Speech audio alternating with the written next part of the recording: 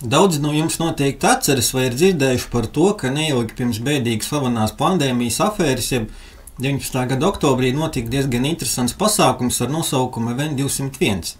Tā bija pandēmijas simulācija, kur veica Johns Hopkins Universitāte sadarbībā ar Švāba ekonomisko fórumu un Billa Melindas fondu, vairākām citām globālistu organizācijām. Tur piedalījās daudzi bijušie un esošie lielā biznesa un organizāciju pārstāvji, arī valdības sūtņi. Pat interesantā kārtā viņi, burtiski dažus mēnešus pirms tam, kad pasaulē parādījās ziņas par briesmīgo Ķīnas vīrusu, pamanījās diezgan precīzi nosimulēt tieši tādu scenāriju ar nolūku sagatavoties globālai pandēmijai un reakcijai uz to.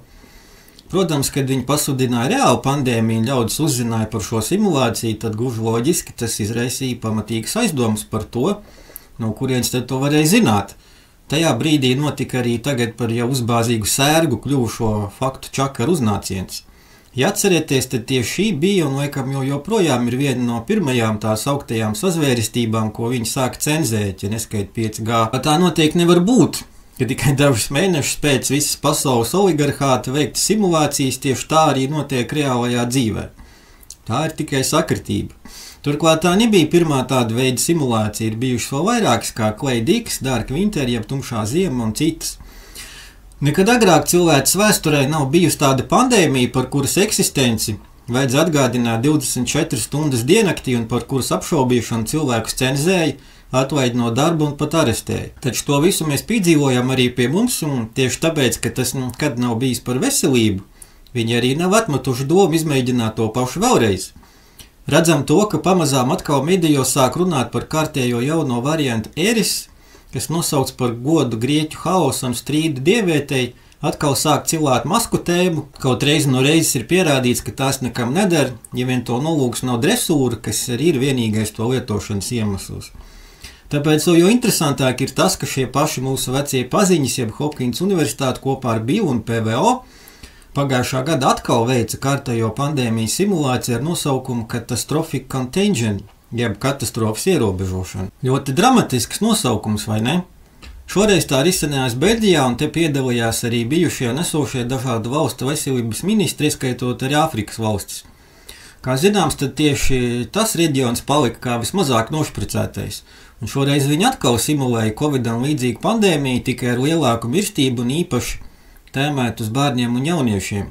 Jāatzīmē, ka pasākums 201 paredzēja to, ka nomiršot 65 miljoni, taču oficiālā statistika rāda pagaidām tikai nepilnus 7.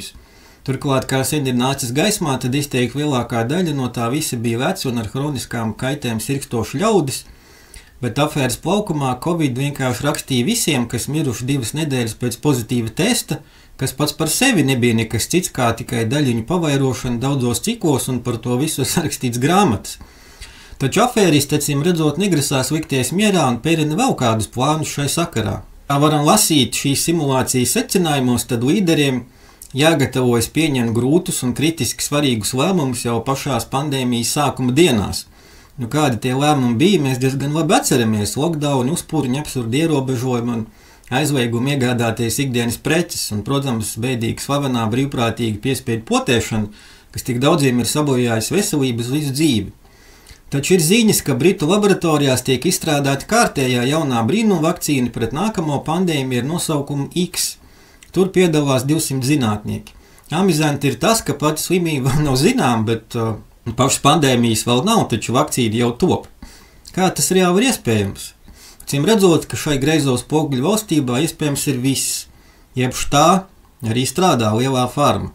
Vispirms jāsaražo injekcijas, un tad var palaist pašu slimību vai pasludināt kārtējās iesnas par globālu pandēmiju. Viņi stāsta, ka pēta 30 iespējamos vīrusus, ko no dzīvnieka varot pārnest uz cilvēku. Kas tad šoreiz būs tas vainīgais un kas tiks apēsts vai kas sakodīs cilvēku vai sāktos kārtēja afēra? Kas ir galvenais šajā visā? Skaidri un gaiši ir rakstīts tas, ka viss šīs problēmas it nemaz netika atrisināts Covid laikā.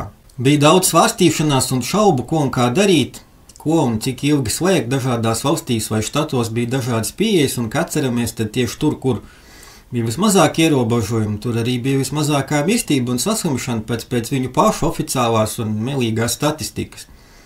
Taču acīm redzot, ka tāds pieejams globālistus īsti neapmierina, un tāpēc secinājums ir tāds, ka pasaulē nav izveidota, bet ir vajadzīga valstu tā augto veselības ekspertu sistēma, jeb organizācija, ieskaitot tā sauktās īpašās pandēmijas kaut kādas vienības, kas ļautu visur vienlaicīgi ātri reaģēt uz nākamo. Valdībām ir jāstrādā pie tā, lai šādu globālu tīklu izveidot, piešķirtam resursu un arī pie tā, lai apkarot jebkādu neusticību oficiālajiem veselības ekspertiem un dezinformāciju. Citiem vārdiem sakot, šeit skaidri iezīmēs viņu vienotās jaunās pasaules valdības plāns, kas arī bija mērķis no paša sākuma. Radīt uz PVO bāzes jaunu globālu organizāciju, kuras jurisdikcija un rīcības spēja būs pāri visām valstīm un to sabiedrībām. Ja tas, ko mēs piedzīvojam šo 2 gadu laikā, jau bija pilnīgs fašisms un tiesību atņemšana, tad tas vēl ir tikai ziediņš salīdzinot ar to, kas tiek plānots tagad. Bet plānots tiek kaut kas ļoti bīstams, un kamēr pasaule ir nodarbināta ar kara histēriju, globālisti gatavojas izšķirošajam triecienam pa cilvēci.